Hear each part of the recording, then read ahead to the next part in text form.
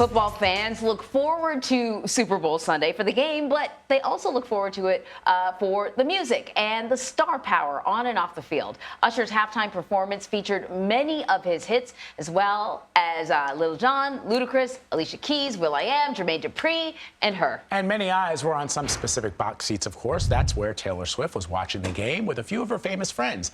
Actor Blake Lively, rapper Ice Spice, and singer Lana Del Rey, among others. And then, of course, there was a celebration. After the Chiefs won, Taylor Swift giving tight end Travis Kelce a big hug and a kiss. For more on this, let's bring in Naomi May. She's the acting news editor at Elle UK. All right, Naomi, let's start out with the halftime show. It makes sense, I guess, that Usher was there, given that he released an album last week. But there were so many cool guests on the stage. I love seeing Alicia Keys. I love them doing My Boo, which is one of my favorite songs of that era. I love seeing her come out blazing with a shredding guitar solo, which I'm told, because I saw a tweet from an Fender master builder, a guy who builds guitars, that they built that guitar for her, like kind of as a last-minute request. Wow. That very cool, like, red guitar. Nice. And look at Alicia in that red piano with the billowing red flowing robes or whatever that was. What'd you think? I think it's really interesting. I mean, it might come as no great surprise to you guys, but I'm not the biggest follower of American football. But I think what's really interesting about the Super Bowl is that it's kind of transcended sport to really become this, as you kind of said there, this real pop culture phenomenon.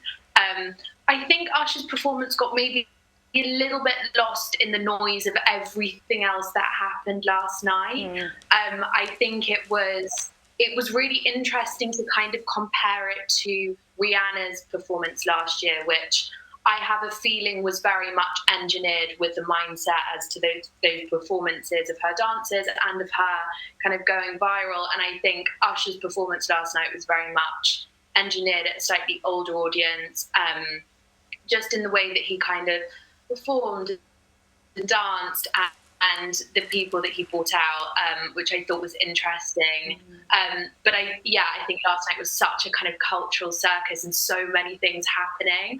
I fear that maybe Usher's wonderful performance got a little bit lost in the noise. I think that's a really interesting observation, because I wondered, because most of the people that I saw on social media commenting really loved it, but then there were a few people who thought it was boring. And I wondered if the challenge was that you have to entertain both the TV audience and the audience that's there in the stadium.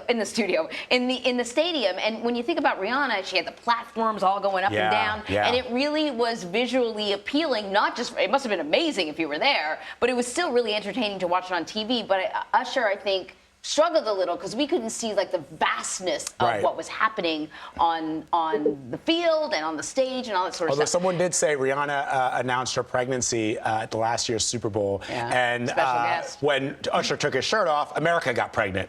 So Jesus, who said that? I mean, it was on Twitter.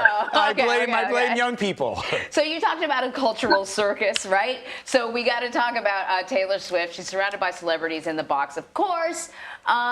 Curious about who she chose to have, kind of access to that box. Oh no, I hope we didn't lose you. Oh no, we lost Naomi. Oh, she's still there. Okay, they're just taking us full. We know that Ice Spice was there. So, what do you make of the people that she chose to sort of be there in that special moment? I think it was really interesting. I think the kind of fusion, and I'm looking at this from a very kind of external perspective. I'm not American, so I don't really have skin in the game, so to speak. But I think, speaking slightly objectively, her relationship with Travis Kelce is really interesting because it's almost the fusing of these very, on the surface at least, very all-American spheres, which is American football and pop music. To be honest, I kind of thought it wasn't actually even about the people that she had with her. I think it's just the mere presence of Taylor Swift. She has become such a stratospheric star that she could be sat there in the box on her own. And I think it would make headlines everywhere and people would be extrapolating all of the stories you could ever hope to from a single person, which is just so interesting. One of the things I want to ask you guys, I've been seeing, there's been this subtle shift that somehow people are over Taylor, that she's sort of oversaturated. And I'm like, I don't see it. Maybe the media thinks that, like people who write about media for a living, you know, but for people who are fans of Taylor Swift, fans of her music, fans of this, you know, match between her and Travis, I don't see people saying that Taylor is oversaturating. Well, what about the people who aren't her fans? I mean, they're always going to say that if you're not a fan, right? I mean, what are you hearing, Naomi? I thought you were going to say, who's not a fan? You know, everyone's a fan. Everybody's a fan, right? I think what's really interesting is people love to hate on Taylor Swift. She's undeniably so incredibly influential. It was estimated that last year at each of her era's shows, at each individual show, Swiftie spent an estimated $93 million per show. Wow. You cannot dispute. Like, local economies were practically begging her to perform in their towns or cities. There's not a world in which she is not so influential, particularly in the States. And I read something really interesting before I came on here that found that 20% of millennials and 24% of Gen Z said that Taylor Swift's influence is making them care about football.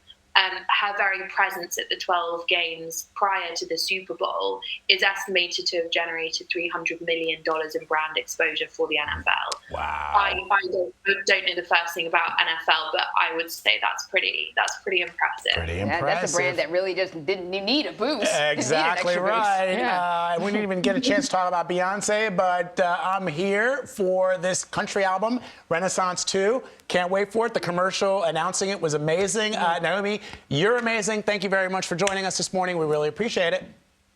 Thank you so much, guys.